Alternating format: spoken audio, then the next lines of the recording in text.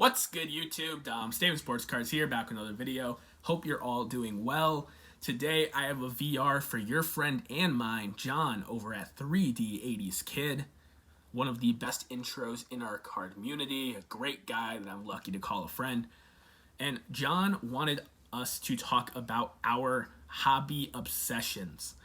And I think that all of us that collect cards have obsessive qualities, especially us who press play and are part of this community making content, sharing our collections and thoughts as well. We're a niche within a niche that is the hobby, but there are certain things that stick in your craw and trends that you see in your collecting that are unique to you.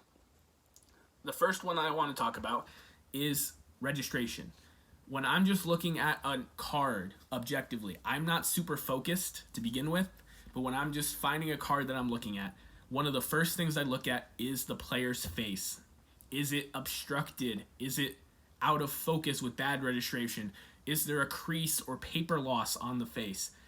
If those things are happening and it's a card that can be easily found, it's not a super rare item, I'm typically out on the card. And that doesn't matter if it's pre-war, like this beautiful Dixie lid, Carl Hubble, where you can clear as day see his face, or post-war, like this 66 Venezuelan Joe Morgan with the rookie cup there. And to me, it doesn't matter what's going on the back, especially a Venezuelan card. These were pasted in albums and ripped out. I wanted nice registration on the front, no huge creases going through Joe Morgan. And to me, this is a great example of this card that I'm honored to own. For the actual Topps Joe Morgan, I would also want centering. I care about centering as well for the Topps cards, the Bowman cards, the cards that are easily accessible. I'll hold out for a more centered copy, but something that's a little bit harder to find, more scarce, registration still is a priority.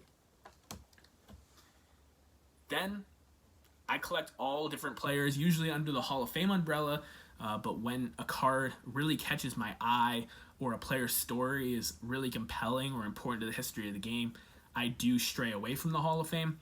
But there's one guy that keeps me coming back constantly, and that is Carl Yastrzemski. He's my baseball card hero, big Red Sox fan. And it doesn't matter. I could find him on coins. It could be oversized stuff. It could be tough to find test issues. It could even be team issued photographs and items. It doesn't matter.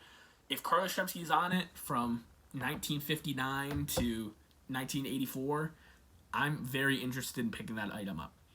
Now, I don't spend all my money on Carl Yastrzemski. I'm not hyper focused on getting him, but he does get the most money and attention out of all the players that I collect. He's my favorite player to collect, hobby hero, honored to meet him. And as out there as my focus is, Carl Yastrzemski remains the top of the pyramid, where everything else kind of just cones out underneath. And the final thing that I obsess about, in a way, is my hobby budget.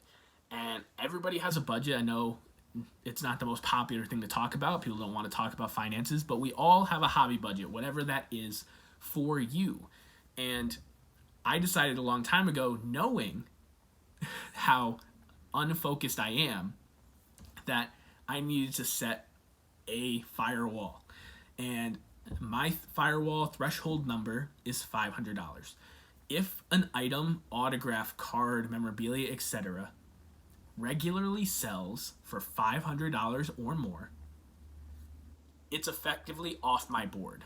It's not on my radar. And I do this for multiple reasons. One, I can't afford to be making $500 plus purchases constantly. Those are big decisions. I don't even push that threshold very often. But also, it allows me to have a focus in a price threshold. So while I'm all over the place and looking over here, finding a new regional issue, looking over here, seeing a card of a player I've never seen before, picking up a card that I haven't seen sell in a year and a half, I'm doing that with in mind that I'm not going after these big boy cards. I'm not approaching these comma cards, these iconic cards that are amazing, and I hope to own some of them someday when I'm more established. But I'm 24 years old, so part of the reason I'm able to put together the amazing collection that I have is because I have that threshold, I have that firewall, and it allows me to not go haywire and make a huge purchase that I'll regret. That doesn't mean that there's some cards that I've bought in the past that push or exceed that $500 valuation. And that also doesn't mean that if a $600 item falls into my lap for a couple $100, that I'm not going to pick it up. But if a card is regularly selling for $500+, it's just off my board. It's amazing to look at. I'm super stoked for those of you that are fortunate enough to be able to pick those items up, but I just don't worry about them personally. And it helps keep me grounded in my collecting. It helps put a ceiling on the out there strategy that I have, picking up cards and being very fluid with my ability to pick stuff up. And it allows me to stay opportunistic and staying back, but within the guidelines of a sandbox where I'm not being opportunistic, getting a $2,000 card for $750. I'm just not worrying about it at all. It could be a great deal, but it's just too much for me to be spending on cards at this point in my life. So, John, I hope you enjoyed. I know you stuck through to the end. Appreciate all of you for listening to my hijinks. Got to see some cool items in my collection along the way as well. There's a lot of VRs going on right now. I have a few in the pipeline that I can't wait to do. And I hope all of you have a great rest of your week and keep collecting.